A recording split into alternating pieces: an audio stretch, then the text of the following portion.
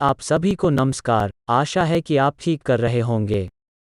Indian farming tips में आपका एक बार फिर स्वागत है। अपने पहले के वीडियो में हमने गोल्डन बैम्बू नामक सजावटी पौधे के बारे में विस्तार से चर्चा की। बागवानों, लैंडस्केप डिजाइनरों और ग्राहकों के बीच गोल्डन बांस की काफ़ी मांग है। इस वीडियो में हम आपको दिखाने जा रहे हैं कि यह स्टाइलिश, चिकना और लंबे समय तक रहने वाला सुनहरा बांस आपके घर या बगीचे में कैसे उगाया जा सकता है।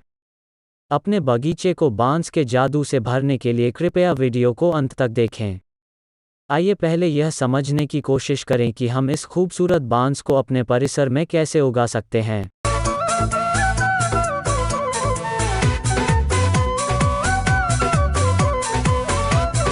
अन्य पौधों के विपरीत बांस शायद ही कभी खिलता है। बीज उत्पादन अत्यंत दुर्लभ है और इसलिए बांस आमतौर पर बीज से नहीं उगाए जाते हैं। जैसा कि मैंने आपको अपने पहले के वीडियो में बताया था कि यदि आप बीज से बांस उगाना चाहते हैं तो आपको 1 दशक या उससे अधिक समय तक इंतजार करना पड़ सकता है, जहां बांस में कोई भी फूल होता है। बांस उगाने या फैलाने की प्राकृतिक प्रक्रिया बीजों से नहीं, बल्कि इसके कंद वाले प्रकंदों या ट्यूबरस राइजोम से होती है।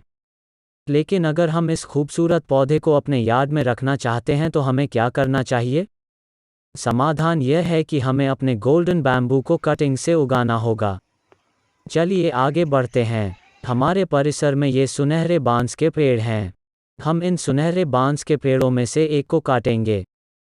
चूंकि मैं बड़ी मात्रा में उत्पादन करूंगा, इसलिए मैंने एक पूरा बांस का पेड़ लिया है। लेकिन यदि आप 1 या 2 या सीमित संख्या में पौधे रखना चाहते हैं, या यदि आपकी पहुंच में पर्याप्त मदर प्लांट नहीं है, तो आप इस उद्देश्य के लिए मौजूदा बांस के पेड़ से कुछ शाखाएं ले सकते हैं। बांस के तने खोखले लकड़ी की दीवार वाले होते हैं। इसमें सुंदर रिंग टाइप जोड़ या नोड्स हैं। 2 नोड्स के बीच के इस हिस्से को इंटरनोड्स कहा जाता है। इसकी शाखाएं भी मुख्य तने के जैसा होती हैं, शाखा नोड्स और इंटरनोड्स के साथ। एक नोड की 2-3 से अधिक शाखाएं या उप शाखाएं हो सकती हैं। एक बार निकालने के बाद हमें नोड्स को देखने की ज़रूरत है कि क्या इसमें से कोई शाखा निकल रही है या नहीं। इन शाखाओं को सावधानी से नोड से अलग करना होगा। आप इसे बहुत आसानी से कर सकते हैं।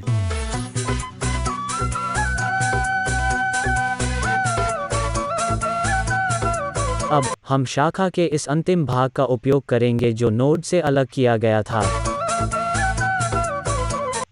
अन्यथा आप रोपण के उद्देश्य से ऊपर और नीचे से नोड को काट सकते हैं। एक बार जब आप इसे ठीक से लगा सकते हैं और इसे सफलतापूर्वक विकसित या प्रचारित कर सकते हैं, तो यह बहुत कम रखरखाव या मेंटेनेंस के साथ कई वर्षों तक आपके साथ रहेगा। ऐसा इसलिए है क्योंकि गोल्डन बैम्बू एक 12मासी चलने वाला पौधा है। इसका मतलब है कि एक बार जब आप इसे सफलतापूर्वक विकसित कर लेते हैं, तो यह बारीक बनावट वाला और आकर्षक बांस, जिसमें पतली हरी धारियों वाले सुनहरे पीले तने होते हैं, वर्षों तक आपके साथ रहेंगे।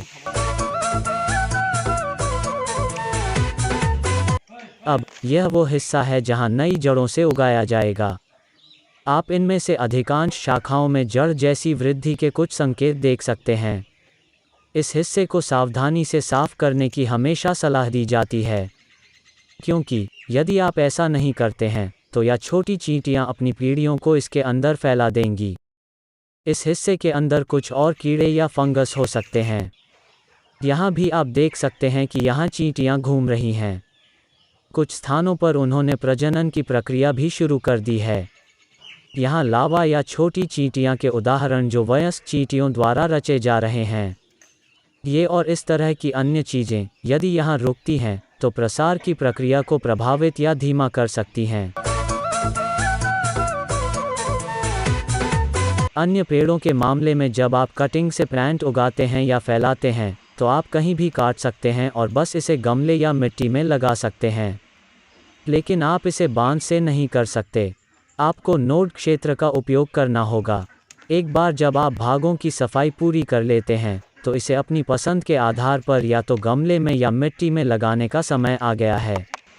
यदि आप इसे गमले या कंटेनर में लगाते हैं तो यह कम से कम 12 इंच चौड़ा और 12 इंच गहरा होना चाहिए। कंटेनर को ढीली नमी बनाए रखने वाली मिट्टी या पॉटिंग मिक्स से भरें और सुनिश्चित करें कि बढ़ते मौसम के दौरान इसे अच्छी तरह से पानी पिलाया जाता है।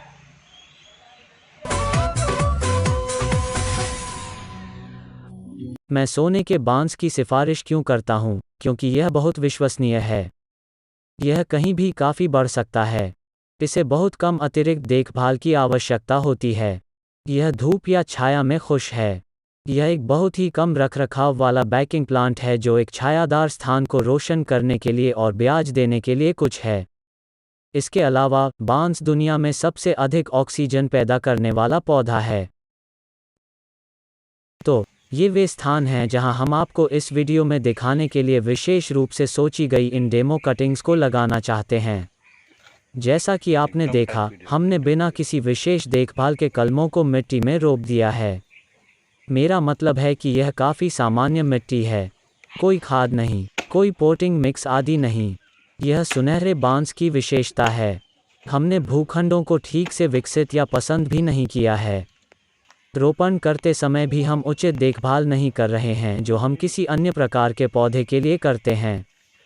बांस के अपने एंटीबैक्टीरियल गुण होते हैं, तो आपको कोई कीटनाशक जोड़ने की आवश्यकता नहीं है और रूटिंग हार्मोन लगाने का सवाल ही नहीं उठता, चूँकि यह मानसून या गर्मी है जिसके दौरान जड़ों को विकसित करने के लिए बहुत कम समय की आवश्यकता होती है। हम 15-20 दिनों के बाद जांच करेंगे कि नई शूटिंग दिखाई दे रही है या नहीं। जहां तक रोपण के मौसम का संबंध है, सुनहरे बांस को वर्ष के किसी भी समय लगाया जा सकता है। गर्मी या मानसून एक तात्कालिक परिणाम का समय है क्योंकि आप रोपण के तुरंत बाद विकास देख सकते हैं, सर्दियों के विपरीत जब अंकुर बढ़ने में अधिक समय लगता है। अगर आप इसे गमले में लगाते हैं तो इसे लगाने के तुरंत बाद छायादार जगह पर रख दें। अगर आप इसे मिट्टी में लगा रहे हैं तो ऐसी जगह चुनें जहां सीधी धूप मुश्किल से ही आए। लेकिन एक बार जब यह बड़ा हो जाता है तो सुनहरा बांस ऐसी जगह को तरजीह देता है जहां उसे पर्याप्त धूप मिले। जबकि आंशिक छाया स्थान किसी तरह ठीक है, लेकिन प्रकाश की कमी आपके सुनहरे बांस की वृद्धि दर को प्रभावित कर सकती है। इसलिए ऐसी स्थिति चुनें जहां आपका सुनहरा बांस रोजाना कम से कम 6 से 8 घंटे तेज रोशनी प्राप्त कर सके। यही कारण है कि हमने इन जगहों पर कटिंग लगाई है। हम 2 सप्ताह के बाद जांच करेंगे कि क्या कोई अंतर है। तब तक हमें कुछ करने की ज़रूरत नहीं है। आपको केवल 2 पहलुओं पर ध्यान देने की आवश्यकता है। पहला, अपने पालतू जानवरों सहित किसी को भी इन रोपित कलमों को परेशान न करने दें, और दूसरा, क्षेत्र को शुष्क न होने दें। एक बार पूरी तरह से विकसित हो जाने के बाद बांस आश्चर्यजनक रूप से सूखा सहिष्णु होते हैं, लेकिन जब आप इसे लगाते हैं तो आपको इसे हर दिन पानी देना चाहिए और मिट्टी को हमेशा नम रखना चाहिए। सुनहरे बांस के हमारे डेमो पौधे रोपने के बाद आज 15वां दिन है। आइए देखने की कोशिश करें कि क्या कोई विकास है। क्या आपने इसे देखा है? नए अंकुर विकसित हुए हैं। यह शुरुआत ही है। अब जैसे जैसे नए अंकुर आ रहे हैं, इसका मतलब है कि जड़ें भी जमीन के नीचे विकसित होने लगी हैं। इन सेट में हम आपको पुराना वीडियो दिखाने की कोशिश कर रहे हैं जब ये लगाए जा रहे थे। 1 या 2 महीने के बाद या तो आप इसे उसी जगह रख सकते हैं या फिर आप इस नए उगाए गए पौधों को ऐसी जगह शिफ्ट कर सकते हैं जहां पौधे को कम से कम 6 से 8 घंटे धूप मिल सके। सुनहरे बांस के पौधे विभिन्न प्रकार के तापमानों में सफलतापूर्वक विकसित हो सकते हैं। हालांकि वे उन क्षेत्रों में सबसे अच्छे होते हैं जो अपने मूल चीन के गर्म और नम उष्णकटिबंधीय जलवायु को दोहराते हैं। इसलिए अपने इलाके की जलवायु या तापमान के बारे में चिंता न करें। यह अन्यथा एक जंगली पेड़ है, लेकिन जब आपके सामने वाले यार्ड में सावधानी से लगाया जाता है तो यह आपके बगीचे की आभा को बढ़ाता है। अपने बगीचे या परिदृश्य को सुशोभित करने के अलावा अपने घर में सुनहरा बांस लगाकर या रखकर आप पर्यावरण के लिए बहुत योगदान दे रहे हैं, क्योंकि वातावरण में ऑक्सीजन और कार्बन डाइऑक्साइड के संतुलन में सुनहरा बांस एक महत्वपूर्ण तत्व है। बांस का एक बाग पेड़ों के बराबर स्टैंड की तुलना में 35% अधिक ऑक्सीजन छोड़ता है। इसलिए यदि आप बांस की पेंट करते हैं, तो आप अपने कार्बन पदचिह्न को कम करने और ग्लोबल वार्मिंग से लड़ने में मदद करने के लिए बहुत अच्छा काम कर रहे हैं। इस वीडियो को देखने के लिए धन्यवाद। अगर आपको यह वीडियो पसंद आया हो, तो कृपया मेरे चैनल को सब्सक्राइब करें और बेल आइकन को ज़रूर दबाएं ताकि आपको मेरे अगले वीडियो की नोटिफिकेशन मिल सके। अगर आपको कुछ जानकारी पूर्ण लगी है, तो कृपया इस वीडियो को अपने दोस्तों और रिश्तेदारों के बीच लाइक और शेयर करें। आप इसे व्हाट्सएप, फेसबुक, ट्विटर आदि के माध्यम से भी साझा कर सकते हैं। अपना ख्याल रखना। मिलते हैं मेरे अगले वीडियो में।